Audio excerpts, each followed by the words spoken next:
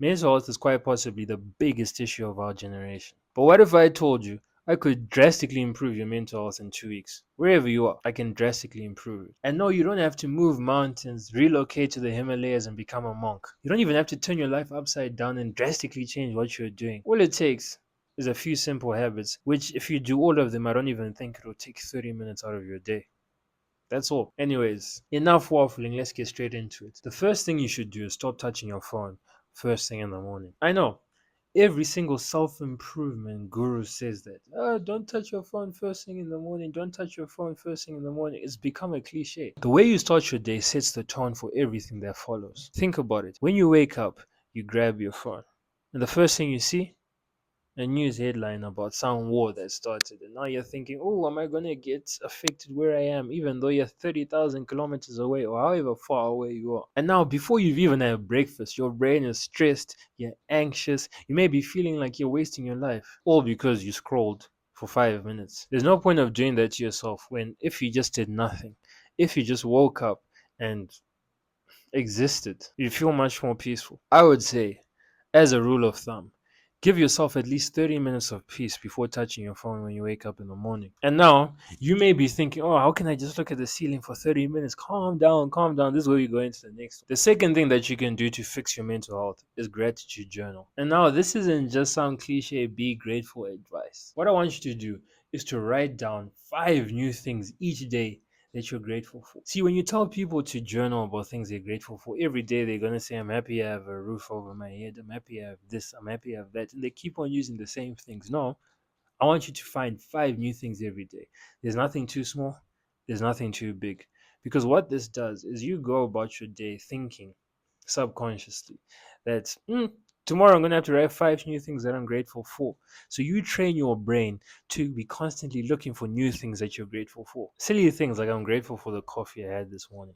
I'm grateful for the pen that I'm using to write. What I'm grateful for. I'm grateful that my friend sent me a funny meme yesterday because it's making me laugh. Whatever. Because we need to realize that our brain loves patterns. When you actively look for things to be grateful for, your mind automatically starts scanning for things that are more positive. It shifts your focus from what's missing to what's already there. And trust me, this small shift in the space of 2 weeks will change everything. And lastly, meditation. Look, meditation isn't about sitting cross-legged and now you're looking in the sky, you're going like, your fingers are like this and whatnot. I don't know. Whatever you think about meditation, it probably isn't that. Meditation is simply focusing on something. It's like a gym workout, but for your mind. And here's what it does for you it makes you more aware of your thoughts. See, when you're trying to focus on something, you'll notice things that just make you drift away from the thing that you're focusing on.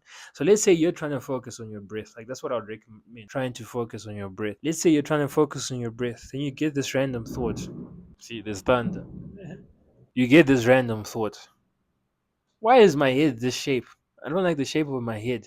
That takes you away from the object of your focus. And then next, it helps you manually shift your attention back to what you're focusing on. And I know this may seem stupid, like, why do I need help to manually shift my focus? See, the thing that ruins our mental health is constantly entertaining intrusive thoughts. So when you've trained yourself to manually shift your attention from an intrusive thought back to what you're focusing on, whether that's your breath, whether that's Bible verses, whether it's whatever, right?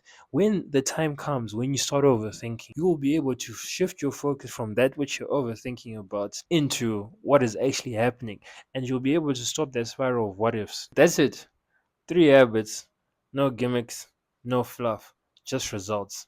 If and only if you do those things. And to be honest, even if you only do 2 out of 3, I can promise you're going to see a drastic improvement in your mental health. In 2 weeks, you feel clearer, you feel more grounded, and you feel like, you know what? This life thing isn't so bad. You'll be feeling like Thorfinn in season 2 of Vinland Saga after the redemption, after he had found his more peaceful self. You wake up saying, I have no enemies. So, anyways, without further ado, just try it. Go see what will happen, and I promise you, if it doesn't work, you can comment on this video saying this didn't work. But the thing is, you have to do all 3 of them for 2 weeks, every day straight. And then if it doesn't work, then you feel free to comment in my comment section saying, "Oh, Takura is lying to me."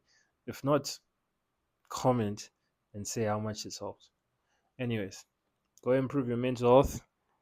See you on the other side.